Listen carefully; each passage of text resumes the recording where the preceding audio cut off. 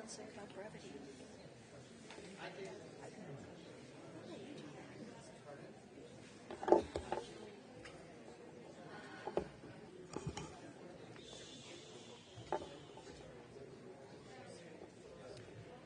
Friends,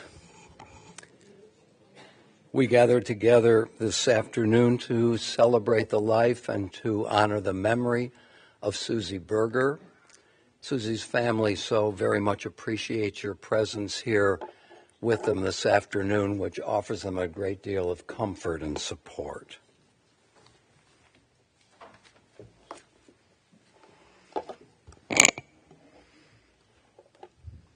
משמאל לדוד, אדוני רואי לא אחסר. מנוטש ירביצני על מי מנוחות ינחלני. נפשי ישובב, ינחני ומגלי צדק למען שמו. גם כי הלך בגיא מוות, לא ירא כי אתה עמדי. שבטך ומשענתך המה ינחמוני. תערוך לפני שולחן נגד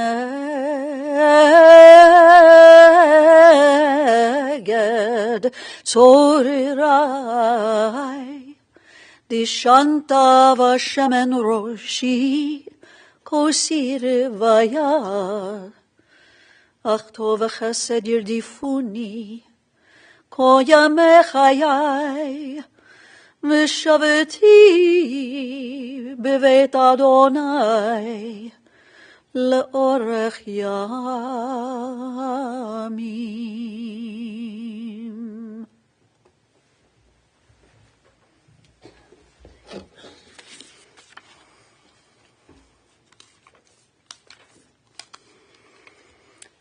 Adonai ma'adam v'teda'ehu ben enosh v'chashvenu. O Lord, what are we that you have regard for us? What are we that you are mindful of us? We are like a breath. Our days are as a passing shadow. We come and we go like grass, which in the morning shoots up renewed, and in the evening it fades and it withers. You cause us to turn to dust, saying, "Return, you mortal creatures."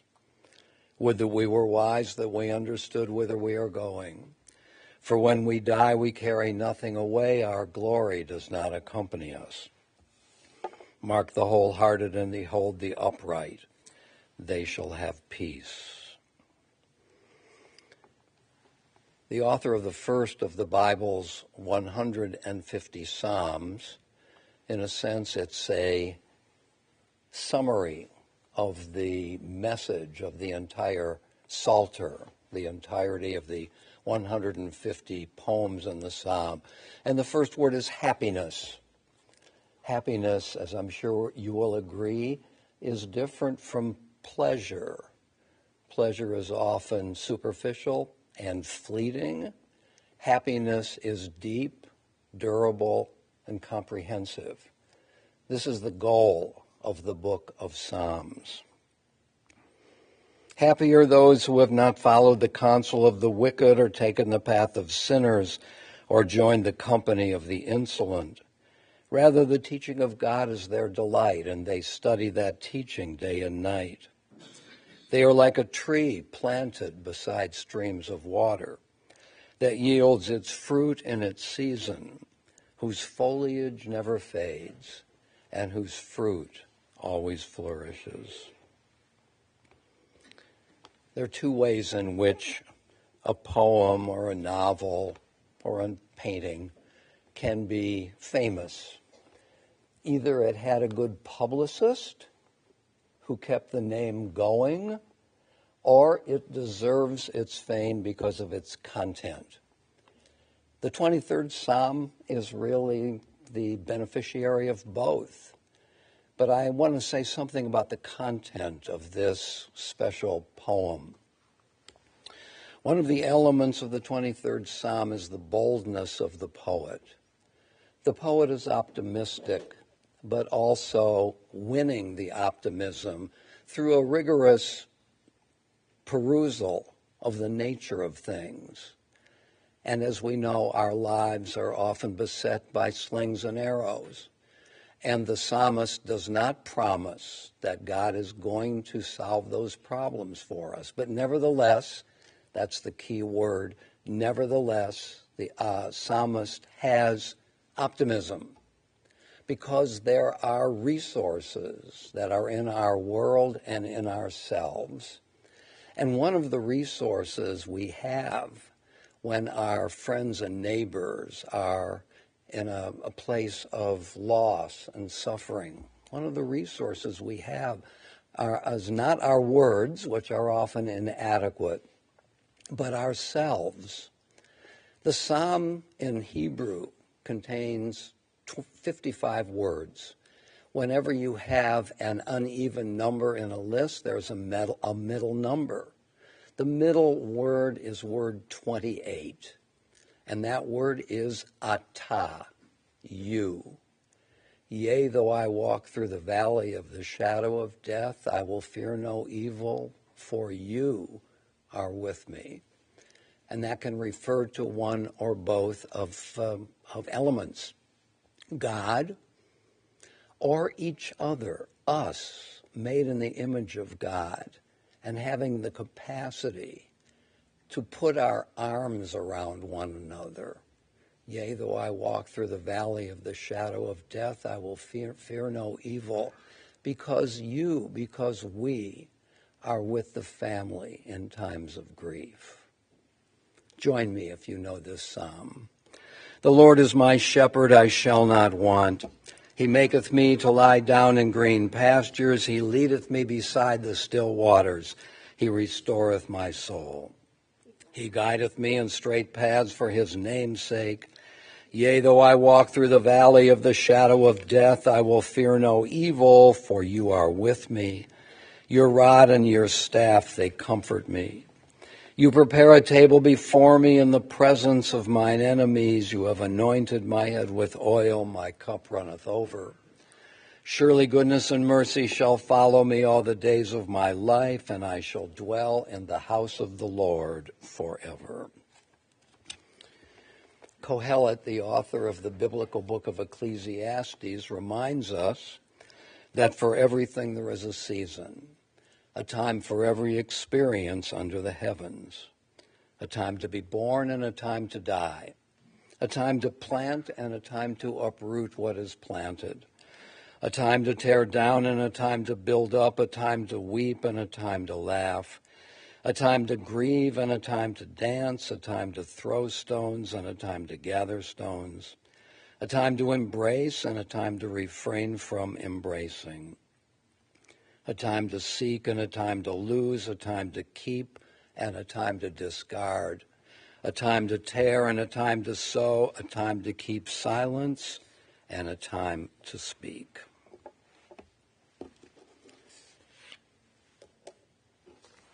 Friends, as I was thinking about preparing this eulogy for Susie Berger, it occurred to me that Susie, in important ways, is a kind of paradox. Here she is, as we will always continue to see her in our mind's eye, all of 4 feet 10 tall, perhaps 5'1" in 3-inch high heels, and yet a person of such personal stature and power and impact that when we think about her, she will always seem to us as big as life itself. When I met the other day with Susie's adoring family, I came to see with increasing clarity that the woman I knew, though not well at all, was a person who made a deep and indelible impression on all who knew and loved her. And so now I want to convey, as best as I can, the picture of Susie Berger that her family lovingly fashioned before my eyes. Susie was born and raised in India. Her family wanted her to follow tradition and to accept an arranged marriage, but she balked, wanting to strike out on her own. And so after earning her bachelor's degree from the University of Bombay, Susie emigrated to the United States to pursue her passion for science. After landing in New York City, she traveled to the West Coast, where she earned a master's degree in science from the University of the Puget Sound, and then back to the East Coast, where she earned a PhD in biochemistry from Hahnemann Medical College in Philadelphia, where she met the love of her life, Nate Berger. After receiving her degree from Hahnemann, she was recruited by a famous chemist at Washington University in St. Louis to be his research associate. And now, if I'm following the chronology correctly, by the time Susie went off to Washington University, she and Nate had fallen deeply in love. And as reported by her family, Susie experienced some anxiety that the distance between her and Nate might lead to his finding someone else. And when during my conversation the other day with her family, this possibility that she imagined was put on the table, several of Susie's relatives gathered around the table, responded together and resoundingly, "No way." Because in fact, both Susie and Nate knew in their hearts that they belonged together and that nothing so insignificant as several hundred miles could possibly erode the depth of their mutual love and devotion. Susie and Nate were married on June 22nd, 1968, and they thrived together for almost 56 years until Nate died 16 months ago on June 15th, 2024. And during all these years of marriage, Susie and Nate were virtually inseparable, working in the lab together, collaborating on research projects, and publishing papers. And in their professional collaboration, they complemented each other beautifully. As Susie's family put it, Nate was a big picture person, while Susie was proficient in the details. And so it was Susie who helped Nate to realize his vision. Indeed, the two of them were a team, at home and at work, with colleagues and with family, with friends, partners in every way, and devoted to one another all the way. In addition to partnering with Nate, Susie was an accomplished researcher in her own right. She made important contributions in the fields of basic cellular metabolism, DNA repair, and cancer biology. Among her discoveries was the recognition that a certain extract from tea could kill cancer cells. In addition, she authored several biomedical publications and served as a research mentor to countless undergraduate, medical, graduate, and postgraduate trainees. And when I asked Susie's family during our conversation about the distinctive personal characteristics of this physically diminutive but vitally gigantic woman, they came forth with a cascade of descriptions about the woman they deeply admired and loved. The first comment I heard about Susie was that she was, and I quote, "sweet and a fireball. The nicest person in the world, but who would fight for what she believed and would stand up against anyone who violated the elements of her moral canon. To illustrate this point, her family told me about an incident in which a handyman in her home spewed a racist comment which Susie overheard. Without hesitation, she said to him, "You are done. Put your stuff away and get out of my house this instant." And in doing this, she was neither afraid nor did she second-guess herself. "I was doing what was right," she said simply. Susie Berger could be a fierce and fearless fighter. Indeed, someone around the table added, she could dish it out. And then someone exclaimed that Susie was the kindest, most giving, most beautiful human being in the world, a person who brought out the best in people. And this person added, Susie was funny, feisty, and emphatically her own person. And then another person chimed in. Her main interest was in helping people. And in this, she was nurturing and supportive. Nor did she judge other people unless they crossed her. Indeed, there was no one that Susie could not win over. And then another person added, as if by way of a summary, and I quote, "You simply couldn't resist her. She had such a beautiful heart." And Susie was a very proud person, not in the sense of being vain, but because she was at peace with herself and confidently recognized her own worth. In addition, Susie made a big impact on her community, especially her university community. She was an indefatigable hostess, welcoming hundreds of students and other guests into her home for sumptuous food and warm hospitality. Indeed, Susie Berger was a remarkable, singular individual.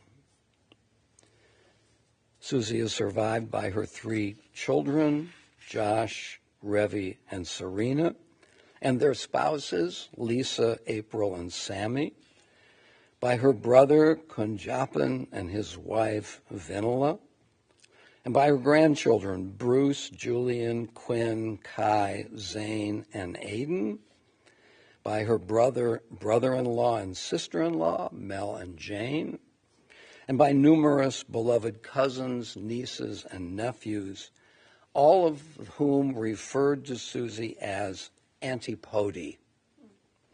She was predeceased by her parents, John and Sosamma, by her beloved husband, Nate, and by her brothers, George, John, and Paul. Susie Berger lived a long and a richly lived life. She reveled in a loving and covenantal marriage. She raised a fine family. She embraced so many people with kindness and joy, and she lived to see the flourishing of her grandchildren while also making signal contributions to her profession. Those myriads of people who were touched by her touch will never forget her. Zichrona livracha, the memory of Susie Berger will always be our blessing. Amen. I now want to call on several people who will reflect on the life, the qualities, the accomplishments of Susie Berger. First of all, her nephew Chandy.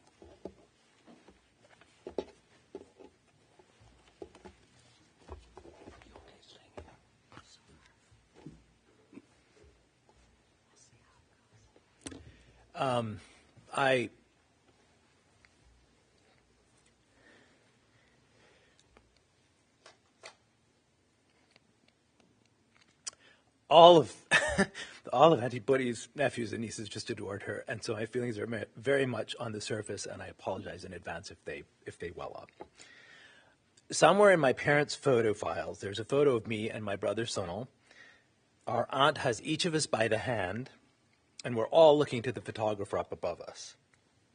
Our aunt has a beautiful smile, and Sonal and I are grinning ear to ear, and that's how it always was with Auntie Putty. To the Chirimakatu family that she came from, our aunt, Dr. Sosamma Berger, was always known as Auntie Putty. In Kerala tradition, people have their given name, which in her case was Sosamma, or to our American family and friend, Susie. But they also have a nickname, and the nickname is what everyone actually calls them. Auntie Putty's tiny size gave her the nickname Putty, which in Malayalam is powder. And that's the name by which all of her Kerala relatives know her. That photo was emblematic of Auntie Putty's role in our lives and in the lives of all her nieces and nephews. She was an extraordinary woman. As has been mentioned, she came to the U.S. from India to do her PhD at a time when very few women were doing PhD in the sciences and even fewer women of color. She went on to excel in her scientific career. As a wife of Dr. Nate Berger, she was not only his soulmate, but also a hostess to countless students and colleagues for parties at their house. And she raised 3 amazing children, Josh, Revi, and Serena. But we don't talk enough about aunts and uncles, and we should, because this was another role in which she excelled. As kids, me and my brother and sister were surrounded by so much love. The primary source was our parents, but also our aunts and uncles who, to a person, had that same deep affection for us. If we showed up, they were there to take care of us and to make us feel loved. No one did this more than Auntie Putty. I always felt secretly that among all the nieces and nephews, I was her favorite. But the thing is, I think Grace and Sonal felt the same way, and I think every niece and nephew felt the same way. When you were with her, that smile and that incredible warmth made you feel so special. Andy and I had the pleasure of being here in Cleveland for 10 years when I was a fellow and faculty member at Case, and we loved spending time with Uncle Nate and Auntie Putty, eating the delicious food she cooked, hearing Uncle Nate's blunt assessments about various topics, sharing in lively discussion when Josh, Revi, and Serena were at home, and just generally really feeling loved. Serena, Revi, and Josh, I want to pass on sympathy and condolences from everyone on the Chirimakatu side of the family, particularly people like my mom and dad who couldn't be here for health reasons. I also want to say how much I admired how well you took care of Uncle Nate and Auntie Putty when they were having health problems. You each have particular strengths and skills, and you work so well as a team even when you're disagreeing with each other. They could not have asked for better advocates or carers than the 3 of you. I want to end by telling a story that has become a legend in the John household because I think it embodies who Auntie Putty was. My brother Sonal was here at Case for his pediatrics residency, and his wife Gina, who had lived in Philadelphia, misses great Philly hoagies. I was with Sonal and Gina on Christmas Day one year, and there had been a huge snowstorm. It was so massive that we shoveled only tiny little passageways on the sidewalks, and walking in these was like walking in a hallway where the walls were snow. The roads were treacherous, and I had walked over rather than drive because I lived close by. As we were opening presents, we thought we heard a car outside, and we wondered who would be crazy enough to be driving in those conditions. As we looked out, amid the snowdrifts, we saw just the top of a head moving toward us. Then we heard the doorbell, and then in walked Auntie Putty, saying in that inimitable Auntie Putty voice, "Sweetie, I brought you hoagies." She and Uncle Nate had been in Philly the day before, and remembering Gina's love of hoagies, she brought some for us, lugged them along in the plane, saved them in her fridge, and braved the worst snowstorm of the year to deliver them to us. What we loved most about this was it was just so normal for her. She had good food, she must share it with those who loved, and what was a snowstorm to get in her way? Josh, Revi, and Serena, and all the Berger family, we are so sorry for your loss. We'll miss Auntie Putty every day, but I hope that in heaven she and Uncle Nate are enjoying a really great hoagie together.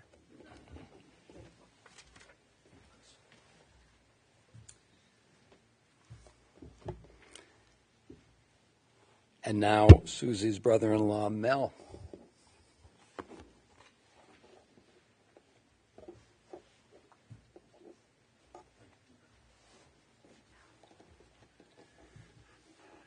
You have heard and you will hear much more about Susie's role in her family and her role in her children's lives.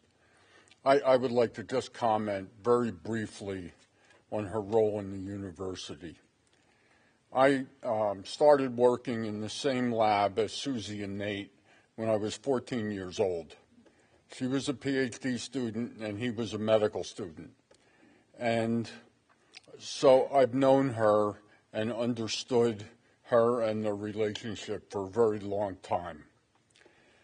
Susie was not just a lab partner and research partner with Nate and a partner in life and the family, but clearly more than half, you could say most, of what he accomplished as professor and division chief and dean and head of the Cancer Center was due to not just the graciousness, but the enthusiasm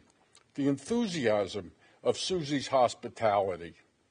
And clearly her hospitality, which has been alluded to and I think you may hear more about, and I think everybody here has experienced, together with her unbelievably great cooking and her, I think she probably invented the idea of Jewish-Asian fusion in the kitchen. That really is what a tremendous part of what Nate achieved and was known for. So I think that, thank you all for coming. I think your presence is a recognition and tribute to that. Thank you.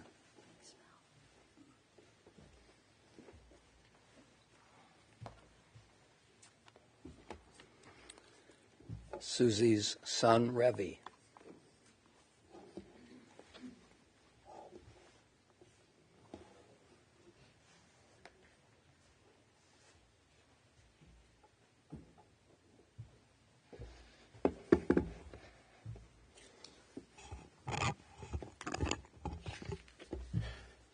Howdy. I'm going to end up crying during this, so you'll forgive me if I do that. All of you know that my dad was nothing without my mom. She was the wind beneath his wings and everything that he did. She ran his lab at the medical school. She was the master chef at all his soup parties and high holidays. She was the dolled-up sidekick with a beautiful smile at all of his gala fundraising events. But all of you already know that about her because you saw the public show that my parents put on for friends and colleagues. But those of you who know me know that it's not my style to go down a list of career accomplishments and accolades. And if we eulogize my mom that way too much, we run the risk of making it another proxy eulogy for my dad. And I'm not going to do that.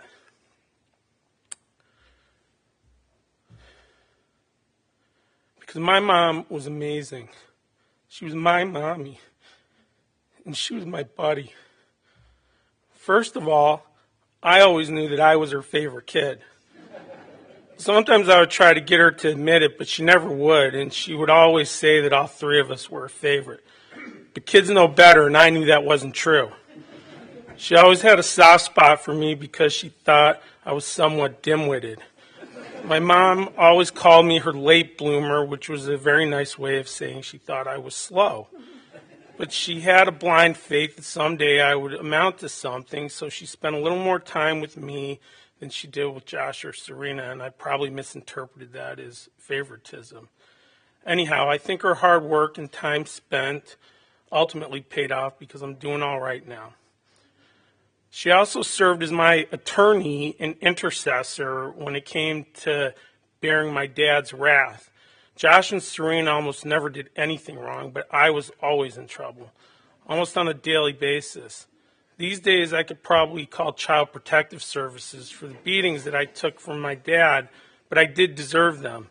And at least my mom would always try to mitigate the severity of those punishments. On the few occasions where she really felt the need to punish me, she was far more clever than my dad. I remember when I was around 5 years old, she was trying to get me to finish a glass of milk, and I was giving her grief, so she gave me a tiny slap on the wrist. I was a really bad kid, so I retaliated by biting her on the wrist. And my mom was so quick-witted that she immediately fell on the floor and played dead for a couple of minutes. It probably wasn't even a couple of minutes. It was probably like 20 or 30 seconds, but it felt like an eternity to a 5-year-old kid. I was so upset and crying uncontrollably. I thought I had killed my mom. That was so ingenious because moving forward for the rest of my life, my misbehavior was never quite as bad for my mom as it was for my dad. That Jedi mind trick was far more effective at reforming my behavior than my dad's brute force. And she was absolutely hilarious with all of her idiosyncrasies. Not like a comedian who tries to make you laugh, but just by watching the way she lived her day-to-day life. Like most of you probably don't know how cheap she was. My dad used to always say that she was so cheap she could squeeze a penny and make Abe Lincoln shit. And it was true. I mean, I guess you take a Malayali and turn her into a Jew, and that's a synergistic combination for cheapness. She was so cheap that whenever we would eat at home with plastic forks and knives and paper plates, she would make us wash the plasticware and put it away in a special drawer for plasticware. I would say, Ma, I thought the whole point of plastic forks and knives was to be lazy and throw them out so we didn't have to do any dishes. But she would say we couldn't afford to throw that stuff out. I mean, there was literally a whole section of the kitchen designated for plasticware. At least she would let us throw out the paper plates. Even better, in the mid-1990s, when my parents shared that loge at Jacobs Field with Ted Castell, my dad would always order a smorgasbord of food. Whenever there was any uneaten fried chicken or hot dogs, she would bring that leftover stuff home and stick it in the freezer. She would also take a garbage bag and swipe all the plastic cups, utensils, and napkins bearing Chief Wahoo's image. And she would never throw it away. I kid you not, some of those 30-year-old Jacobs Field chicken fingers were still making their way out of the freezer and onto the dinner table as recently as this last winter. We didn't throw that stuff away until she moved out of the house. I would always make fun of her and say, 1997 chicken fingers from Jacobs Field. I recall that's a very good vintage. The freezer burn from that year has just the right touch of mellow smoothness. It pairs perfectly with those McDonald's ketchup packets from May of 1987. She would get so mad at me and say, stop that, Revy. I remember that by the time I went to university school in 9th grade, I was convinced that we were impoverished. I mean, we lived in that massive 6,500 square foot house, and she brainwashed me into thinking we were poor. And it didn't help that my dad drove that beat-up old Griswold station wagon. I remember my first semester at US kind of portraying that mindset of being impoverished. And one of the kids said to me, dude, both your parents are doctors. Your dad's the head of a cancer center. You live in a mansion in Shaker Heights. You're not poor. And then there was the issue of my mom always calling my dad Daddy. No matter where they went, it was almost never Nate or Nathan. It was always Daddy. The best story is the one where they were having their Monday morning lab meeting, and she kept calling him Daddy in front of all the students, PhDs, and postdocs. He said, will you stop calling me Daddy? And she responded, okay, Daddy. And then there was her love affair with fried chicken. She loved her some fried chicken. The best was after she had her heart attack in late 1999. I remember she had 3 stents put into her LAD. That's the widowmaker for the non-medical folk here. And as she was being discharged from the coronary care unit, she asked if we could get some Kentucky Fried Chicken for dinner. I could go on all day about all of her idiosyncrasies, but I would be remiss if I didn't talk about her strong faith in God. Most of you might say, oh yeah, Susie put on an amazing Passover Seder. She threw one heck of a break fast for Yom Kippur. But that's not that's heritage. That's not faith. Outside of the Indian side of our family, most of you either don't know or might forget that she grew up as a Marthoma Christian in southern India. And for those who don't know or understand that denomination, from a conceptual standpoint, that community in India is almost analogous to how we perceive the Amish here. So let's go with that Amish analogy. When she came to this country, it was almost like Rumspringa for her. I think the original plan was to come to America, take a few years to get her PhD, and maybe even get her yayas out a little bit while she was here. I know that her initial intention was to ultimately go back to India, settle down with a nice Marthoma boy, and raise a Christian family in the same way she was raised. But then she met my dad in Philadelphia, and that plan came to a screaming halt. So going with that Amish analogy, she did the equivalent of what they call becoming English. She became an American Jew. And in doing that, she made a promise to my grandma, my dad's mom, that she would keep and maintain the Jewish heritage and raise her kids Jewish. And when my mom made a promise, she kept it. She took us to Hebrew school and to Sunday school, and we went to synagogue every Saturday. And many of you saw the great job she would do for the Jewish high holidays. But that's all heritage, not faith. What you didn't see was what happened behind closed doors. That she read the Bible and prayed every day. And I remember her reading the Bible to me and Serena's little kids at the foot of her bed and praying with us, with each of us individually, before we went to sleep every night. In Matthew chapter 6, Jesus says, "When you pray, do not be like the hypocrites, for they love to pray standing in the synagogues and on the street corners to be seen by others. Truly, I tell you, they have received their reward in full. But when you pray, go into your room, close the door, and pray to your Father who is unseen. Then your Father who sees what is done in secret will reward you." My mom did that. And the truth is, you can take the girl out of the Marthoma community, but you can't take the Marthoma community out of the girl. By the time I had my bar mitzvah, I realized she never really renounced Jesus, and she just didn't announce Jesus out of respect for her promise to my grandma. And there were many times over the years when she and I talked about faith, and I would press her. I said, "You're not Jewish. You never even learned Hebrew. Beyond reading the Bible, you don't study the faith the way a real Jew does, like studying the Midrash, the Talmud, the Mishnah." And I see how offended you get when someone speaks poorly of Christians or takes Jesus' name in vain. You're still a Christian. Why don't you just admit it? I must have asked her that question 100 times in my life. When I was a teenager and a younger man, it was a question presented in the spirit of offense to try to get her to fully renounce her Christianity and become what my naive and limited perception of a real Jew was. In my older and wiser years, it was a question presented more with a heart of grace, an effort to get her to announce her true faith. But her response was always a very political one, and it never changed. She never denied what I said. Instead, she always said, "I made a promise to your grandmother." What kind of response is that? I always took her avoidance of that question as an indirect affirmation of her Christian faith, and at the same time, it was an effort to avoid offending my dad's side of the family or her Jewish friends.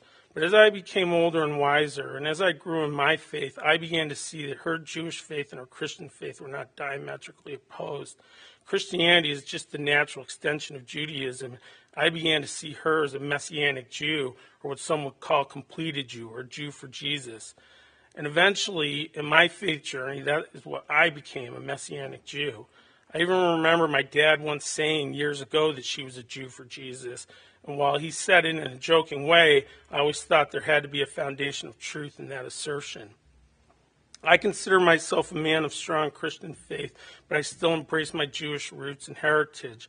I pray incessantly as we're directed to do, and in this last year I've prayed incessantly for God to heal my mom, but her health just got worse and worse. In Romans chapter 8, the Apostle Paul writes that all things work together for the good for those who love God, for those who were called according to his purposes. But I kept asking God, what good could come from my mom's suffering? I would ask him why he was allowing this to happen. And I know that she was asking him the same thing. I heard her. And then 2 weeks ago, my wife read me a devotional that gave me God's revelation. Suffering is a natural reality of living in a fallen world, so we shouldn't be surprised when it comes our way. God will use times of distress to get our attention, God's primary goal is our ultimate good, not short-term comfort or happiness. He wants what is best for us in the light of eternity. So I realized that it was not just my job to pray for healing, for the sake of healing. I needed to pray for discernment of God's message to us as my mom. I needed to pray for discernment of God's message to us in my mom's suffering. And I knew that it was my job to pray over her directly in her presence. And that's what I did for 2 evenings last week. And the last night I saw my mom, which was a week ago today, I prayed over her for upwards of 2 hours. And one of the last things that I asked her was, does she accept Jesus Christ as her Lord and Savior? And she said yes. And 3 days later, he took her. And now I know that the reason he allowed her to live a year and a half beyond my dad, and the reason he allowed her to suffer, was because he was waiting for that public announcement. So don't misinterpret what I'm saying. I do not believe that God caused the suffering. That's not how God works. But he did allow her chronic health issues to fester until she openly accepted his son as her Lord and Savior. And 3 days after she did that, the suffering stopped. Just like 3 days after Jesus suffered the most horrible death on a cross, he rose from the dead and his suffering stopped. And people may ask, how would a good and loving God allow my mom to suffer like that? But Paul says in Romans 8:32, he who did not spare his own son but gave him up for us as well, how will he not also, along with him, graciously give us all things? I know that what I'm saying right now might offend some of you, but over the last year and a half, I probably spent more time with my mom than any other single person other than Leo and Leonore, her caretakers. And I was intentional regarding our discussions of faith. And I believe she needed to announce her faith openly. And once she did, it wasn't long before she was at home with God. And I know that right now, there's a celebration in heaven for her homecoming to God and my dad. So I'll close this eulogy with a verse from 1 Corinthians chapter 13. Love never fails, but where there are prophecies, they will cease. Where there are tongues, they will be stilled. Where there is knowledge, it will pass away. For we know in part, and we prophesy in part. But when completeness comes, what is in part disappears. When I was a child, I talked like a child. I thought like a child. I reasoned like a child. When I became a man, I put the ways of childhood behind me. For now we see only a reflection as in a mirror. Then we shall see face to face. Now I know in part. Then I shall know fully, even as I am fully known. And now these three remain, faith, hope, and love. But the greatest of these is love. God is love, and he loves my mom. And now she's with him, no longer suffering and experiencing the fullness of that love.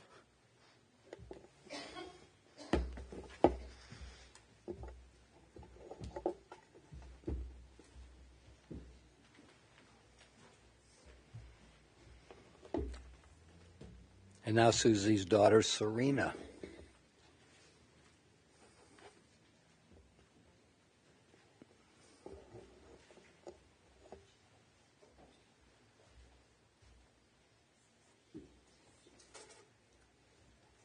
Thank you. Hi, everyone.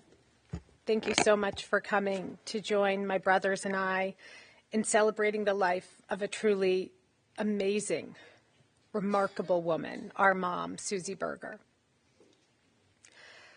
Before I start in listening to the heartfelt words of my brother and his experience and embrace of my mom, I just want to say that it's interesting because my mom had children who ultimately were of three faiths and cousins and family of all faiths.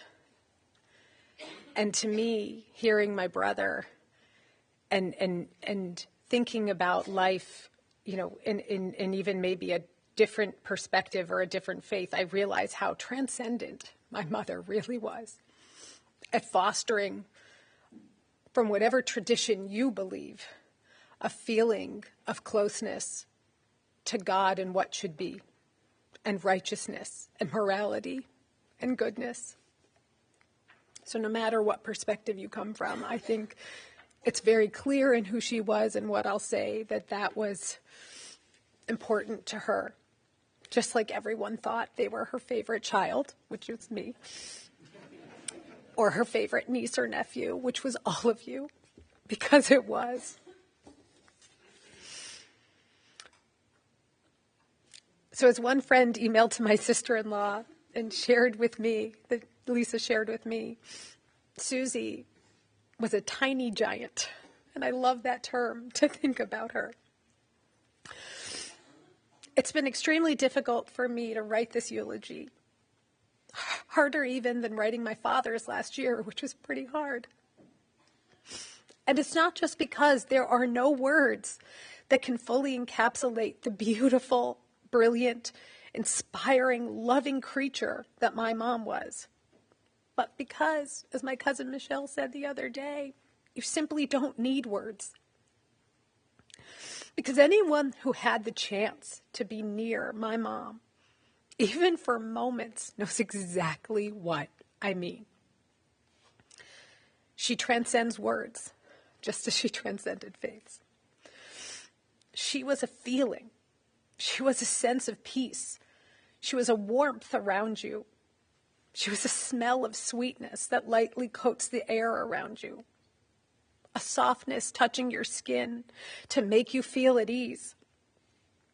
And her smile, oh, her smile was so captivating. It was so inviting. And every one of you who has reached out to me, whether it was her doctors calling me or neighbors from decades ago, or people she barely met, or a nurse in the hallway at the nursing home that she had been living in, commented on it.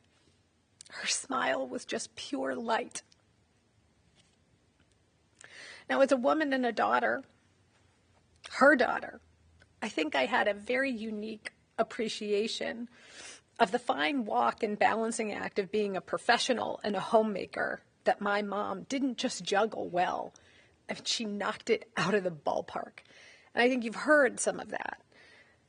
You know, my husband sometimes chuckles at me because I get offended that my mom was only an assistant professor, right? Published over 75 papers, you know, and she was just this amazing person. So as a professional, you've already heard it. She was a trailblazer. She was smart, determined, and the most hardworking person you could imagine. And most people don't realize, even in her academic circles, that she was just truly brilliant. As you heard, when she was a young girl in India who left home in her mid-teens, which was even early for our current day standards, she went to pursue her education in Mumbai and later the U.S. She became the protege, and this isn't meant, I understand, you know, what Revi said, we don't want to go through this long-winded, you know, CV, but it matters to me that people realize this about her because it's not what you ever thought about or experienced. She became the protege of one of the most prominent and influential scientists in modern U.S. history, Oliver Lowry. With him, she helped him establish the basic building blocks and techniques for protein quantification and characterization, without which much of the scientific advances that we take for granted every single day in our lives wouldn't have been possible. That was her. My dad used to say that Lowry considered her his secret weapon. And later, when she and my dad worked together to identify key molecules that impacted cell cycling and DNA repair, these became the targets for the chemotherapies that now treat cancer. Near and dear to my heart as a neuroscientist, she helped characterize the distribution of key neurotransmitters in the retina and the spinal cord. And as Rabbi Klein even mentioned, she identified the extract from green tea, EGCG, and the mechanisms by which it fought off colon cancer. But the reason I tell you these things is not because I care that you remember the list of each one of these scientific contributions. It's because the funny thing about my mom is that she never brought these things up. She never talked about them. Most of you would never have known. she only mentioned them in passing in the course of small moments when I would talk to her about what I was studying in college, and she'd say, "Oh, I know that. I actually identified that." Or when teaching me how to steep green tea correctly so that it wasn't too bitter and why that was, but then would tell me about how she figured out it would fight colon cancer. I asked her why she didn't advertise these things, and she used to joke with me that she did it just so my dad could get the credit. And then she'd give me that smile. And when I asked my dad about it, he'd say, my mom was definitely the smarter one, but she enjoyed the science and not the spotlight, so he was happy to take it. And that was true. She didn't care about getting the credit. She just cared about getting it done. As a wife and mother, she was the most supportive, welcoming, loving, and generous mom one could ever hope for. She believed in us in every way when no one else did, whether we were struggling in school or hitting hurdles in our adult lives. I remember when I was like 14, I had asked her, "Mom, how come I'm not as pretty as my friends?" And she looked at me and she grabbed my chin and she goes, "My daughter, you are so beautiful. You don't even know, inside and out, you will blaze through this world as a beautiful person. So don't worry about someone else's stereotype." When Revi was little and he was in the hospital as a kid, he fell down the stairs and cracked his head open, broke his leg. She wouldn't leave his side because she wanted to be there when her baby, Revi Benny, pulled through. She was one of the only who believed he could do it. Others thought he might not. But she knew he could. When Josh struggled through some hard times more recently, she told me that she knew in her heart of hearts that Joshua would be fine one day, and he just needed to believe in himself the way she did, and the way she knew he could. And when I struggled with choices I made in my life to leave my traditions, accept those of my husband and embrace them the way she did, to not live with my parents, she reminded me, and the guilt I actually felt with that, she reminded me of her journey and just told me that if I followed my heart, I would always be with God. So whether spoken or not, she always let us know no matter what, she would love us and be there for us. And I know that many in this room, that this didn't just apply to us, her kids. Her kindness, her warmth, her generosity touched each and every one of her nieces, nephews, cousins, sisters, brothers, and friends. She gave without hesitation or question. I'm almost done. She was generous to a fault with her wisdom, as you've heard, and her finances. She would save leftovers and all these things because she used to say to me, if we can have this, we can give what we have to others. She'd leave $5 behind for every cleaning person in every hotel we ever stayed in because they needed it more. She literally chased down homeless people to give them money or food, even when they were saying it's okay, because they needed it more. She donated to every charity without hesitation. She lived her life a blessing to others, even those who never knew her. And my dad used to say she could never run a jewelry shop because she'd given everything away by the end of the first day. Because, sweetie, you need that diamond ring. So there's so much more, actually, I could say about this remarkable woman. But I just wanted to close by talking about what you've already heard a little bit about, the fierce love, friendship, and devotion she had for my father, which showed in ways big and small, just like them. She'd always match her saris to his ties and vice versa. She'd stay up at night, even foregoing sleep, cooking dinner for even 300 people because he needed to entertain. She cared for his mother and her father, my grandma and grandpa, as if they were her own blood in ways you will never understand. She'd bring him 10 cashews and 5 blueberries every night for his bedtime snack. And while she would do anything to make him happy, she also wasn't afraid to put the big man in his place when he needed it. She used to say, "You're not the boss of me, boss." Then she'd giggle and basically give him anything he'd want.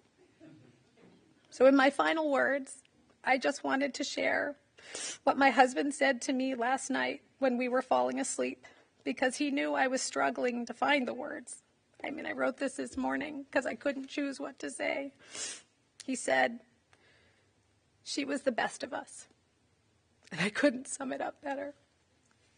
And I just want to thank my brothers for taking such good care of her. I want to thank Leo and Leonore for being her angels. When we couldn't be by her side, they never left her. I want to thank my Uncle Mel and Aunt Jane, who have also taken such good care, went to every appointment, and have just been such a source of strength for us. And I want to thank you all, for those who could be here, who are here, and those who couldn't, because like my father, she was my hero and the love of my life. Thank you.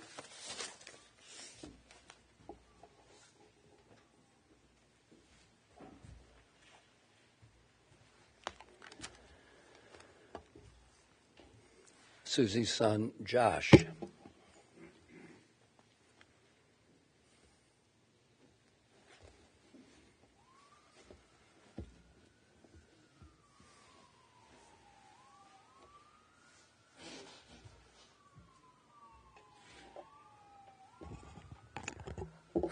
Folks, we got to stop meeting like this.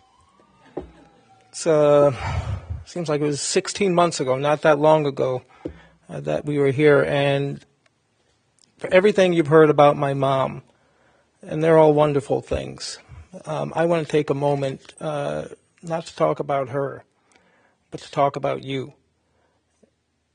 More specifically, I want to thank you. Because, see, I was up here, my dad's funeral.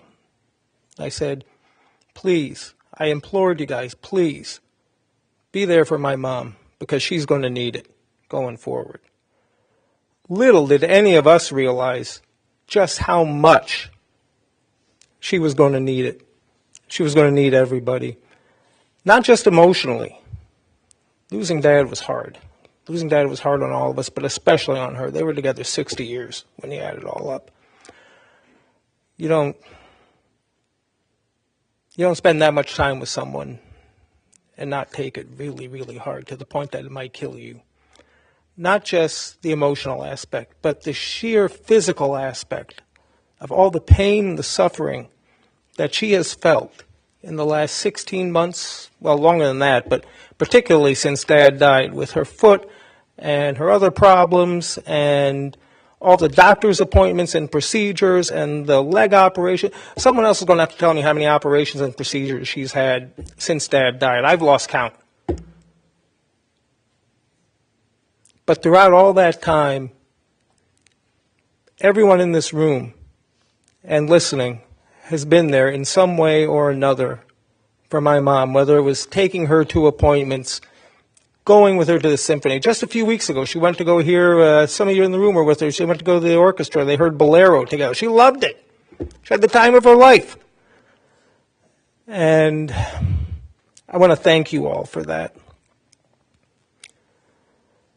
You know, when we were there on Sunday, she had just had an operation last Tuesday, amputate part of her foot, hoping that things would get better, believing that things would get better. Obviously, we had no idea what was to come. But I think as we were walking out of there,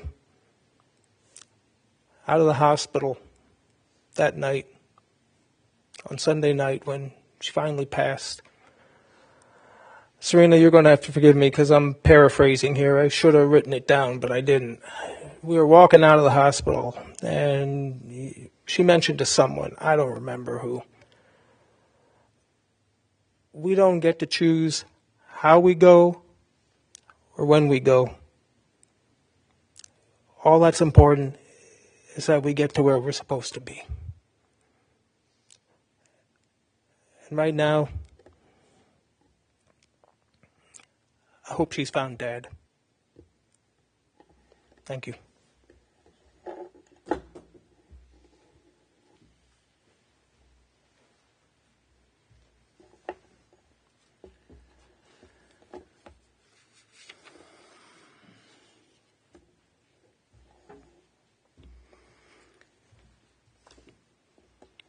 O God of life, amid the ceaseless tides of change which sweep away the generations, your love remains to comfort us and to give us hope. Around us are life and death, decay and renewal, the flowing rhythm that all things obey. Our life is a dance to a song that we cannot hear. Its melody courses through us for a little while, then it seems to cease. Whence the melody and whither does it go? In darkness as in light, we turn to you, the source of life and the answer to all of life's mysteries. As you are able, I invite you now to rise for the Eo Mole Rachamim.